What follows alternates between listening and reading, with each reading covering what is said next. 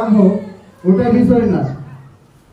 যিশু আমাকে বলেছে স্বামীরা স্ত্রীদের প্রেম করো, আমি প্রেম করব, তুমি করবে কিনা এটা তোমার ব্যাপার। হালেলুয়া, হ্যাঁ কি না?